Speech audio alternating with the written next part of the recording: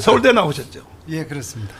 아니 근데 그 서울대를 어떻게 들어가요? 나는 그 정문도 못 가봤어. 아, 저도 운 좋게 들어갔습니다. 고등학교는 어디 나오셨어요? 저는 부산에 있는 네. 그 이름이 외자입니다. 동력 동자를 쓰는 네. 동고등학교로. 오. 그래서 되게 부산 동고 이렇게 표현. 부산 동고에서도 서울대를 들어가요? 아, 저희가 이제 주점 세대 아닙니까? 아. 주점 제가 부산에서 아, 우리가 속칭 뺑뺑이 뭐 이렇게 아. 또 표현하는 주점 세 번째 기수인데 네. 우리 제가 다닌 학교가 그전에는 좀 부산에서 존재감도 없는 그런 네. 학교였다가 주점제가 되면서 네. 그것도 한 해 한 10명씩 오. 변호사님 앞으로 저 함부로 쳐다보지 마요. 나는 시험 봐서 들어간 세대야. 예. 알겠습니다. 자, 그래서 서울대를 가셨는데 예. 서울대 법대 들어가셨죠? 그것도. 예, 그렇습니다. 야, 예. 대단해, 예, 예. 대단해. 그래서 사법고시 저 기수가 아유, 지금 뭐 이 옛날 아니 그 국민들 예. 중에 모르는 사람이 많아요. 예, 제가 79년도에 아. 이제 서울대학을 입학을 해서 83년도에 졸업을 했는데 네. 운 좋게 졸업하던 해 오? 여름에 합격을 했습니다. 아.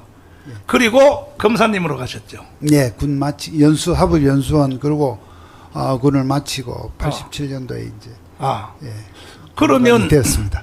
그 동부 고검장으로 맡으셨나요?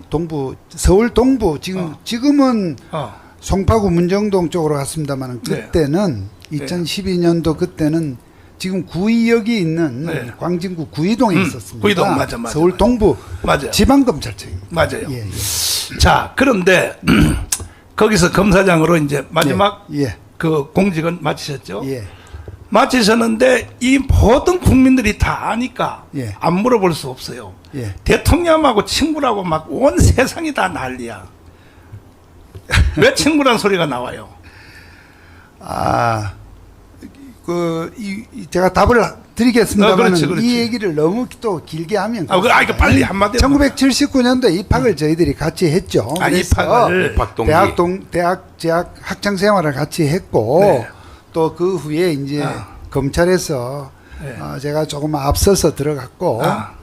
우리 대통령께서 아. 좀 뒤에 들어와서 또 검찰 생활을 약 한 20년 이상 네. 함께 했죠. 근데 하면서, 왜 저 예. 변호사님이 먼저 대통령 왜 안 됐어요?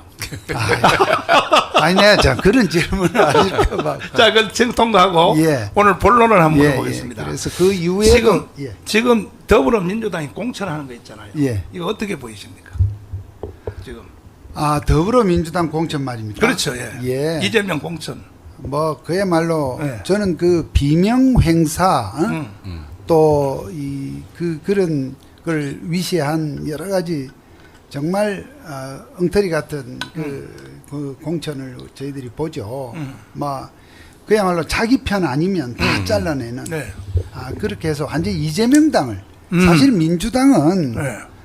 비록 저희들이 서 있는 진영은 다르나 과거에 또 그 나름으로 우리 한국의 민주화에 기여했던 네. 그런 정치적 전통과 또 품격을 갖고 있었던 부분이 있습니다. 네. 뭐 정치가 갖는 여러 가지 좀 어수선하고 비루한 면도 있지만 그러나 네. 그러한 원칙과 전통을 지켜왔는데 지금 이재명이라는 이 존재가 완전히 네. 자기 사당을 만들었다 이렇게 생각합니다.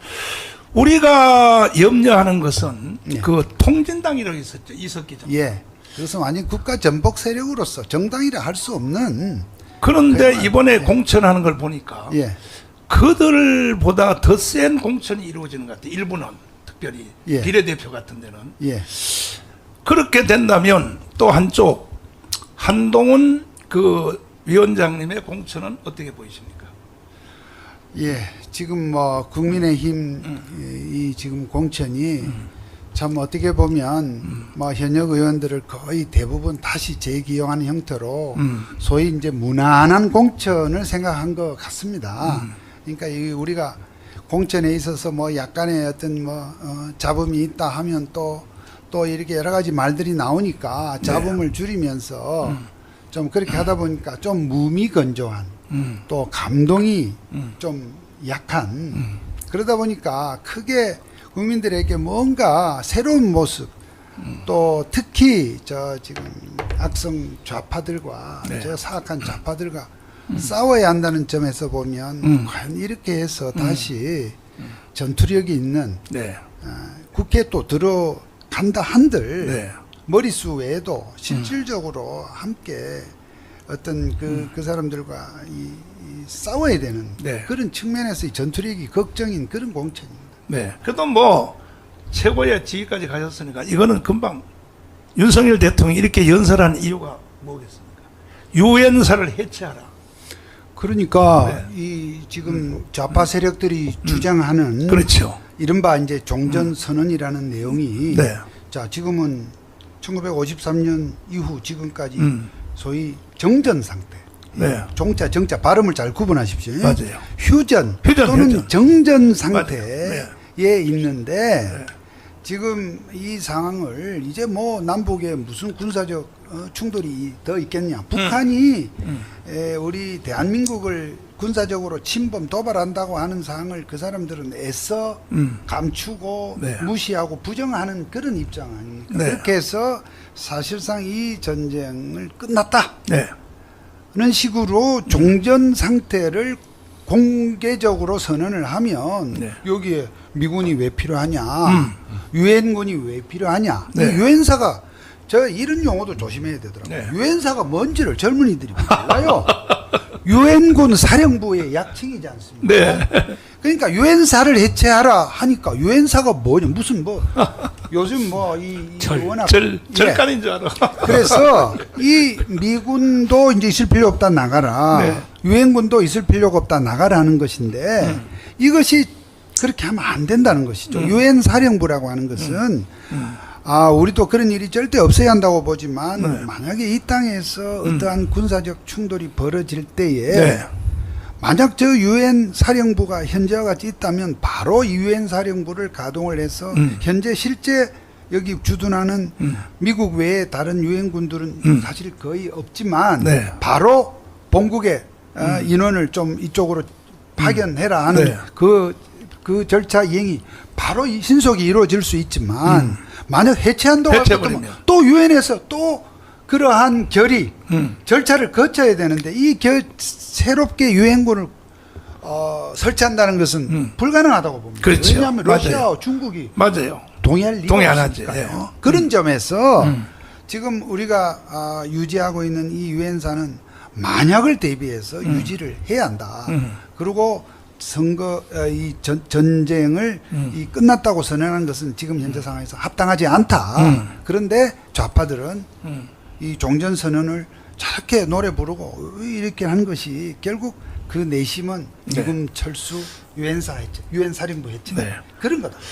대단하시네요. 예, 예. 나는 법률 전문가라서 솔직히 틀릴 줄 알고 내가 유도신문을 했거든. 검사장 아무나 하는 게 아니구만요.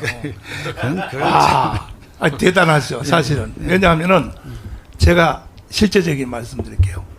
지금 윤석열 대통령이 하는 이 연설 있죠. 네. 300명 현재 야당, 여당 국회의원들이 이 연설을 해독할 수 있을까요? 지금 검사장님처럼 이렇게 해독을 할 수 있을까요? 나는 한 명도 못한다고 생각합니다. 알면서도 말 안 하겠죠. 알면서. 야당, 여당 합해서. 근데 야당은 뭐 하든 말든 관계없어요. 근데 특별히 이 대한민국을 지켜왔던 주력 정당인 국민의힘 정당 국회의원들이 지금 한 110몇 석 된다고 그러는데 이 사람들이 자기 대통령이 하는 연설을 이해를 못하는 거야. 거기다가 플러스 평통 자문회 사무총장 하시다가 네. 이제 선거로 나오셨죠. 네. 그 평통 자문위원회의 그것이 전체 조직이 몇 명이나 됩니까? 총. 평통 자문위원 위원수를 말씀하시는 거라면 네, 지금 작년 9월부로 새롭게 구성된 인원이 네. 국외 통틀어서 22,000명 정도입니다. 22,000명. 국내가 전국 각 시군구에 네. 총 18,000명 정도. 와. 그리고 저 해외 136개국에 네. 또 있는 우리 위원님들 수가 약 4,000명 정도. 와. 이렇게 됩니다. 그 합해서 24,000명. 22,000명. 22,000명. 예, 예. 그런데 평통 그 자문위원회도 결국은 헌법에 충실하고자 만들어진 거 아닙니까? 그렇습니다. 아까 말씀하신 대통령의 대로. 통일정책 자문 그렇죠. 기구입니다. 그 이게 헌법의 명령은 아까 본 그대로 네. 자유민주주의 질서 하에서 평화통일, 예, 자유민주주의에 입각한 입각한 평화적 통일. 평화적 통일인데, 근데 나는 정치가들도 모르고 특별히 평통자문회 분들이 있죠. 네. 그 교육도 해보셨습니까? 그 사람들. 아이 그러면요. 네. 근데 이거 알까요? 윤석열 대통령 연설문 이거 알까? 아, 저는 그 대부분 안다고 이렇게 봅니다. 왜냐하면 이 평통위원 구성에 있어서 이게 구성되는 과정에서 각 네. 정당으로부터 추천도 받고 우리 국내 같으면 전국의 각 시군구의 그 지자체 의원들이 있지 않습니까? 네. 시도의원 네. 또는 시군 아. 구의원 이런 사람들을 위원으로 당연직으로 편성하도록 되어 있습니다. 그러다 보니 일정 부분 비율은 현재 국민의힘 정부 윤석열 네. 정부에서 이 편성된다 하더라도 약 20-30% 정도는 기본적으로 딛고 있는 땅이 민주당인 위원들도 계시긴 합니다. 그렇군요. 그런데 이제 그런 분들도 이렇게 개개인적으로 만나보면 이 통일 또 자유민주적 기본질서에 입각한 통일에 대한 공감대는 다 갖고 계세요. 그런데 일단 정치의 공간에 들어가다 보면 이제 서로들 네. 특히 이제 그 위에 있는 저 이재명 같은 저 위에 있는 이 사람들이 이제 이 은행이 참 문제인 거죠. 아. 예. 저는 그 청와대 전체 직원이 한 300명 넘죠. 정확히 제가 그 인원을 네. 모르겠습니다만 제가 대충 파악해 보니까 한 300명 이제 정도 넘는 걸로 생각되는데, 이 사람들이 청와대에서 자기들이 일하게 되는 것은요, 우리는 자화자찬 한번 하겠습니다. 강화문에서 5년 동안 우리가 비가 오나 눈이 오나 투쟁을 안 했으면 정권 교체될 가능성이 없었고, 그러면 청와대에서 그 좋은 일자리가 생긴 것도 사실 제1등 공로는 광화문이란 말이에요. 광화문인데, 그러면 그래서 세상이 바꿔졌으면 대통령의 연설 정도는 이해를 하고 청와대에 근무해야 될 거 아닙니까? 아까 대통령 연설하신 그 연설 다 이해하지 않겠습니까? 아이 난 난 이해 못한다고. 네. 자꾸 편들어 주시려고 그러는데. 근데 그래서 이번에 총선 끝나면 네. 나는 90% 바꿔야 된다고 생각해. 대통령의 국정 철학도 이해 못하는 사람들이 무슨 국회의원을 하고 또 청와대에서 근무하고 있을 수 없다, 이렇게 생각되는데, 자, 본질적인 얘기합니다. 이번에 선거하면 누가 이길 것 같아요? 야당, 여당. 아, 지금 네. 좀 원하기로야 네. 당연히 우리 이 우파 자유우파 진영 국민의힘과 우리 자유통일당이 주축이 되는 이 진영이 이기기를 학수고대합니다만 네. 저는 지금은 하여튼 접전 상황이다 이렇게 보고 있습니다. 자, 이제 오랫동안 기다리셨는데 장일 목사님부터 누가 이길 것 같아요? 어느 쪽이 총선하면? 우파가 이겨야 되겠죠. 아이, 되겠죠. 그러지 말고. 이기도록 해야 됩니다. 우리는 반드시 이겨야 됩니다. 여기서 치면은 폭동 일어납니다. 폭동 일어나. 성경에요, 네. 차든지 뜨겁든지 네. 분명하게 하라 그랬잖아요. 우리가 이기려고 나왔습니다. 자유통일당이 답입니다. 자유통일당이 에너지를 불어넣으면 우파가 자, 이깁니다. 그 다음에 강은진 목사님 누가 이길 것 같아요? 지금 이제 여야를 막론하고 네. 이번에 공천하는 모습을 바라보면서 참 마음속에 답답함이 우리 국민들은 누구나 가지고 있을 거예요. 근데 우리는 이번에 반드시 대한민국이 존립하느냐 아니하느냐할 만큼 극단적인 이야기겠지만은 이럴 때 반드시 우리는 우파가 이겨야 된다. 저는 그렇게 생각합니다. 자, 우리 박수 한번 치고 넘어갑시다. 제일 빠른 시간에 12,000명 돌파했습니다. 박수입니다. 박수. 자, 이렇게 되면 10만 명 올라가 같아요. 빨리빨리 손가락으로 계속 전달하면서 이 방송을 시청해 주시길 바랍니다. 장인동 목사님. 네, 누가 이길 것 같아요? 당연히 네. 우리가 이겨야죠. 이 목사들이 이래서 문제라니까요. 네. 목사들은 꼭 성경의 믿음을 따라서 말을 한다니까. 믿음을 따라서 현실을 말 안 하고. 자, 그 다음에 우리 전준환 목사님 예. 누가 할 것 같아? 우리가 이깁니다. 헤헤, 나 참 큰일 났네. 그 다음에 그게 홍동영. 이기는데 왜 큰일 났죠? 아니 홍동영 목사님. 아니 마이크 들고. 사실 초반에 상승세를 가다가 네. 우리 국민의힘이 공천을 갖다 뜨뜻미지간 내지 개판으로 하기 때문에 상당히 이제 민심이 획 돌아서고 또 여론과 언론이 조작해가지고 그 프레임에 또 넘어가다가 이제 또 다시 반전 무드로 올라오고 있다. 그래서 최종적으로는 승리한다. 그래 봅니다. 참 목사들이 문제라니까. 제게 다시 한번 물어주십시오. 네. 저는 누가 일 것 같아요? 네. 저는 지금 우리가 이기기가 지금 어려운 상황이라고 저는 보고 있습니다. 이게 검사장님급이 이 정도 돼야 검사장을 한다니까요. 참. 저는 지금 근데 이거를 뭐 이기냐 지냐 이렇게 참 이렇게 단문 단답으로 참 좀 하는데 좀 이제 익숙지 않아서 그런데 하여튼 이제 물론 남은 이 선거 기간 중에 또 여러 가지 선거를 또 저는 어쨌든 여기 계신 분들보다 현실 선거를 많이 뛰어본 그렇죠. 입장이고 이 선거에 관해서 이 경험이 많은 소위꾼들 얘기는 정말 이 남은 이 기간 열흘 보름 안에 어떤 일도 일어날 수 있다 이렇게 늘 맞아요. 얘기를 합니다. 맞아요. 특히나 이것이 대통령 선거는 말입니다. 전국이 하나의 선거판입니다. 그렇지 않습니까? 전국이 어떤 그렇죠. 한 대통령 명 A, 뽑으니까. B를 놓고 네. 그러니까 어디 가도 똑같은 맞아요. 톤으로 얘기를 할 수가 있습니다. 네. 그런데 국회의원 선거는 전국 254개 선거구 지역마다 각각 이제 이 일이 벌어지고 또 현실적으로 우리 보수파 쪽은 어떤 의미에서 호남 지역은 거의 포기 상태 아니겠어요? 그렇죠.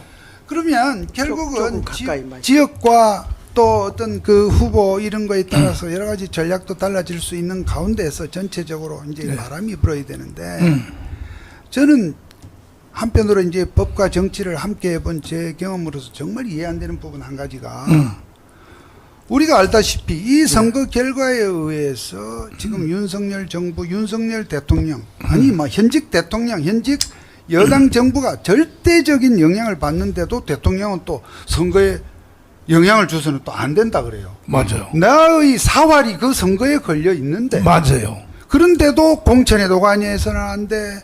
말하자면 선거운동 하는데 뭐라도 하면 대통령이 선거에 뭐 개입을 간다. 뭐 이런 식으로 야당에서 특히 집요하게 문제를 삼고 법을 바꿔야 돼. 저 법을. 그러니까 네. 지금 남은 선거 기간 동안 사실은 4년 전에 우리가 돌아가 보면 전부 여당 후보들이 문재인하고 함께 건 사진을 플랜카드에 다 걸었는데 네. 지금 이번 선거에서 그러면은 지금 국민의힘 후보들이 윤 대통령하고의 사진을 걸겠느냐, 한동훈하고 사진을 걸겠느냐, 이런 부분은 우리가 그냥 얘기해 보면 지금 19은 다 한동훈 사진 건데요. 이러한 현실 속에서 그러나 저는 단연코 윤석열 대통령을 업고 이고 선거를 해야 된다고 저는 보는 사람입니다. 이 선거의 사활에 따라서 이 선거 끝나면 한동훈은 아무것도 아니야. 아무것도 아니라는 표현이 좀 지나칠지 모르겠어요. 아니 아무것도 아니야. 뭐 맞아요. 요번엔 또 이 의외로도 안 가기 때문에. 그렇죠. 예. 그러면은 윤석열 정부 또는 윤석열 대통령의 성공을 생각하는 사람들 같으면 정말 여기에 이번 선거에 말로만 할 게 아니라 전부 투표장에 다 나와야 되는데 그렇죠.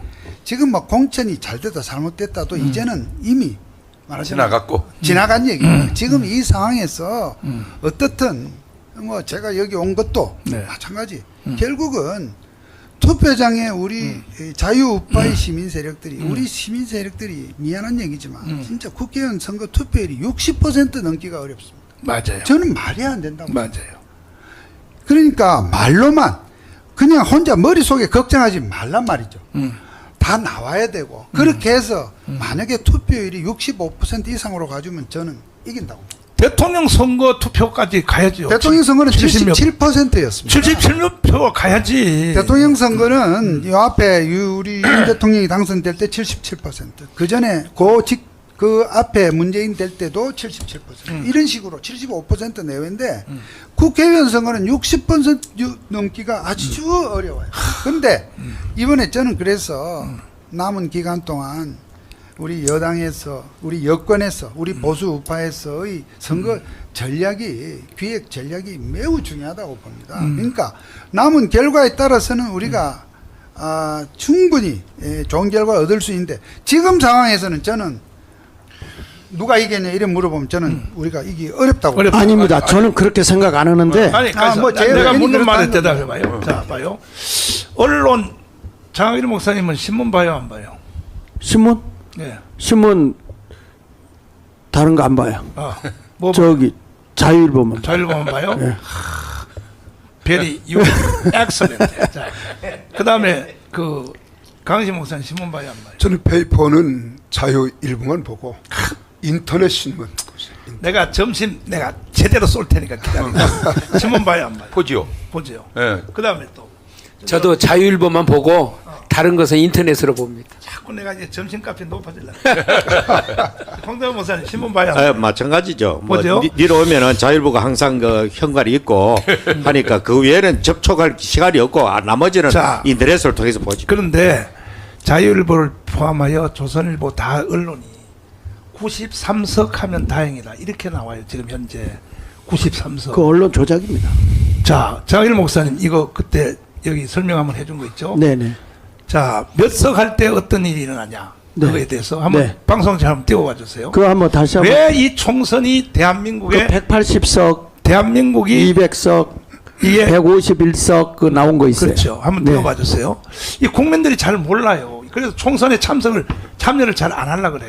근데 목사님 지금 보면 우리나라가 원래 대의민주주의거든요. 그렇죠. 그러니까 대표자를 국민이 투표해서 세워주면 그렇죠. 그걸 가지고 국민을 대표해서 나라를 치리해야 되는데 지금 대의민주주의가 되지 않고 직접민주주의가 돼요. 대통령을 우리가 뽑아놨는데 지금 저쪽에서 주장하는 게 뭐냐 하면 탄핵시키겠다는 거잖아요. 대통령 나오자마자 지금 그건 무슨 얘기냐면 우리는 대의민주주의를 인정하지 안 하겠다는 거예요. 촛불 시위로 나가겠다는 거죠. 전 한번 이번 선거 끝나고 나면요. 광화문의 직접민주주의와 저 좌파의 저 직접민주주의가 큰 폭발이 한번 일어날 거라고 봐요. 싸움이. 지금 이게 굉장히 대한민국의 위기거든요. 그래서 이 대의민주주의가 바로 살려고 할 것 같으면 우리 자유통일당이 이제 기수가 돼야 된다는 거예요. 그래서 시간 관계상 예. 앞에 설명은 이제 나중에 하고 예, 예. 몇 석이 됐을 때 어떤 일이 난다. 네, 빨리 그거, 방송실 빨리 방송실 비춰줘봐요. 그거 좀. 예. 예, 다른 얘기할 때 그러니까 제가 차트 100석 넘겨드릴게요. 이하가 만약에 자유우파가 100석 이하 할 때에 어떤 일이 났냐. 예, 이건 바로 대통령 탄핵 아닙니까? 그렇죠. 예, 네. 대통령 탄핵이고 또 김건희 여사님의 그 특검 뭐 자동적으로 이루어질 사니까. 그다음에 이제 그 지금 현재 저쪽이 180석이잖아요. 다 합치면 180석일 때 일어나는 현상이 뭐냐? 그건 이제 찾아가지고 한번 얘기를 해주고. 아니 제가 지금 안타까운 게 어쨌든 변호사님은 더 일선에 계셨으니까 왜 지난 정부 때는 대통령하고 찍은 사진을 활용해도 되고 이번에는 활용하면 안 됩니까? 아니 활용해도 됩니다. 예. 그럼 되는데 안 하는 겁니까? 안 하는 그렇습니다. 거지. 지금 후보들이 예. 지금 국민의힘 어쨌든 우리가 여당의 지금 승리 이런 부분의 주력군은 결국 국민의힘 후보들입니다. 그렇죠. 자, 그러다 보니까 자유통일당 후보보다 국민의힘 후보 얘기를 좀 하게 되는 점을 우리 네. 시청자 여러분 이해를 좀 해주십시오. 저 사진을 선거 공보를 할지 현수막에 사진을 쓰는 것은 아무 문제 없는데 네. 안 쓴다는 얘기입니다. 아. 지금 국민의힘 후보들이 자기네들의 입장에서 어느 어떤 그림을 내세우는 게 좋겠다고 하면 이 사람들은 자기 조상도 팔아먹을 도움이 된다. 네. 맞아요. 그런데 4년 전에 저 지금 민주당 후보들은 다 문재인 그 얼굴을 걸고 그 사람하고 나란히 서서 찍은 사진을 내세웠다면 지금 이번에 국민의힘 후보 이제 내일 모레 어제까지 후보 등록이 끝나고 한 5일 후인 다음 주 목요일 28일부터 이제 일제히 현수막을 걸고 다 할 겁니다. 네. 그럴 때 누구 사진을 꺼내보세요. 그리고 선거 공보 가가호에 맞아. 돌리는 이런 것이 지금 한심한데 네. 근데 이것 또한 뭐 지금 단시간에 어찌 할 수가 없는 상황입니다만 그러나 지금 국민의힘의 바라건대는 정말 대통령과의 일한 관계를 아주 기교적으로 정말 선거 전문은 어떤 그런 최대의 테크닉을 발휘해서라도 정말 왜냐하면 그렇게 해야 이긴들 함께 국정을 이끌어갈 사람은 윤 대통령이지 한이 아니야. 제가요 세종은 완전 저 좌파 도시인 줄 알았어요. 국회의원도 시장도 다 저쪽에서 했어요. 대통령 딱 바뀌니까 시장을 찾아왔어요. 아, 세종도 완전 좌파가 아니구나. 대전도 그렇습니다. 거의 한 분 빼고 다 찾아왔어요. 그런데 저쪽은 대통령을 활용하는데 왜 우리는 대통령 활용을 안 하고 어떤 당 대표 활용을 자꾸 하려고 그러냐? 그거는 그렇게 올라올 수 없게 저쪽은 했는데 이쪽은 못 오는 거 아니냐? 졌잖아요. 저 지난번 때 예를 들어서 밑에 누가 대통령을 치고 올라가면 놔뒀겠습니까? 저쪽은 그렇죠? 이념으로 뭉쳐진 단체고 네. 저 사람들은 손해가 되든 덕이 되든 소용없어. 네. 무조건 사이클을 거기에 맞춰서 가는 거야. 근데 우리는 네. 이익 집단의 결사체야. 우리 이 국민의힘 정당은 네. 이익 집단에 그러니까 더하기 빼기 하는 거야. 대통령 사진을 썼을 때 나한테 덕이 되냐 안 되냐 요 계산만 한다고. 네. 그러니까 아니 그런데요 지금 우리 국민들이 좀 정신을 차려야 되는 게 제가 볼 때는 그렇습니다. 제가 볼 때는 대한민국 전체를 봤을 때 좌파가 30에서 35%밖에 안 돼. 내가 볼 때는 그래요. 우파가 70, 65%쯤 돼요. 그 증거가 교육감 선거할 때 보세요. 우리가 다 이길 수 있어요. 그런데 지는 이유는 나눠 먹어서 지는 거예요. 우리가 그렇죠. 그러니까 우파 세력이 많다. 그런데 왜 자꾸 지냐? 선거 안 나오니까 그런 거예요. 자 왜? 물러. 그러니까 아이고 뭐 내가 하나 찍는다고 그 생각 때문에 그런 거예요. 보세요. 대통령은 그때 70% 넘어가니까 이기잖아요. 60% 내려오니까 지잖아요. 그렇죠? 그래서 국민 여러분 나 하나 뭐 찍거나 안 찍거나 한 표 그렇게 생각하시면 안 되고요. 적극적 성을 가지고 다 나오셔야 됩니다. 투표에. 그게 굉장히 중요합니다. 제가 어제 국회 소통관에서 대국민 이 신고는 했습니다. 자유통일당에 입당을 해서 비례대표로 출마한다는 신고를 했습니다만은 오늘은 특별히 우리 광화문 애국 시민 세력 너아라 TV 시청자 여러분들께 이렇게 인사를 드리게 되었습니다. 제가 얼마 전까지 국민의힘 소속으로 있었고 아시다시피 정말 윤 대통령을 지키고자 이 윤석열 정부의 성공의 일익을 담당하고자 국민의힘 지역구로 출마 선언을 해서 공천 신청을 했습니다마는 첫 번째 저를 컷오프를 했습니다. 그것이 절대로 뭐 제가 경쟁하는 후보들보다 뭐 스펙이 부족했겠습니까? 또 이 정부에 대한 기여가 부족했겠습니까? 또 앞으로 할 수 있는 역량이 부족했겠습니까? 저는 뭐 제가 교만한 생각인지는 모르나 제 능력이 부족하다기보다는 이 국민의힘 공천을 앞두고 정말 많은 불평과 비방과 또 여러 가지 혼란 이런 부분을 정말 일거에 해결하기 위해서 아마 대통령과 가까운 사람이다.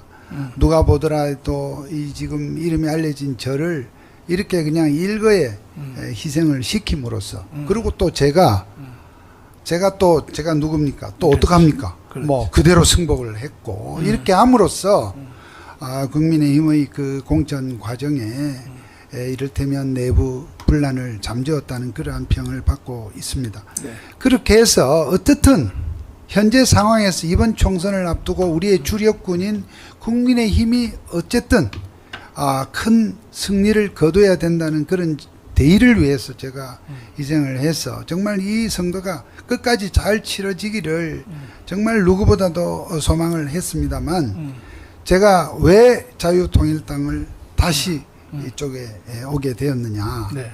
결국 선거 공천 또는 선거의 어떤 그 예비 과정들이 두어 달 계속되는 과정에서 여러분들께서 뉴스를 통해서 보시다시피 또 이렇게 공천에 대해서 약간 이를테면 도태우 변호사를 공천을 취소를 한다든가 우리가 볼 때 정말 실망스러운 상황 또 어쨌든 정치라고 하는 것이 정말로 비루합니다.